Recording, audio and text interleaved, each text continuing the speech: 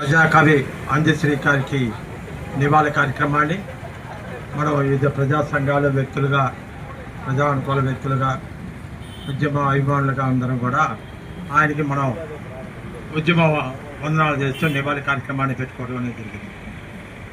యాదృచ్ఛికంగా ఈ రెండు తెలుగు రాష్ట్రాల్లో అందశ్రీ గురించి అందరి నోళ్ళలో నాడుతున్నటువంటి రెండు పాటలు అందరికీ తెలిసింది.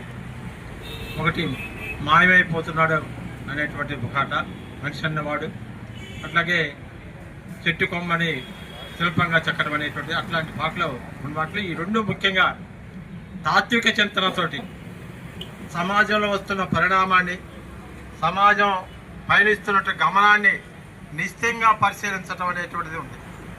ఆ నిశ్చిత పరిశీలన అనేటువంటిది సమాజానికి సంబంధించినటువంటి తాత్విక ఆలోచన అనేది మనిషి తనకున్న కేంద్రీకృతమైనటువంటి దృక్పథం, ఏమి జరుగుతుంది మన కళ్ళ ముందు అనేటువంటిది, అది ఎలాంటి పరిణామం జరుగుతుంది, ఇది ఎక్కడి నుంచి వచ్చింది అనేటువంటి తనగా తర్కించుకొని ఆ తర్కణానికి సంబంధించిన అంశాన్ని నిశ్చితంగా పరిశీలించడం అనేటువంటి దాంట్లో నుంచి ఈ భావోద్వేగాలు అనేటువంటి విషయాలు వస్తూ ఉంటాయి. తను చదువులో అంతగా లేకపోయినప్పటికీ ప్రాథమికంగా వ్యవసాయ పనుల్లో ఉంటూ, గొర్రెలు కాపులు కాస్తుంటూ ప్రకృతిని పరిశీలించడం నిశ్చితంగా.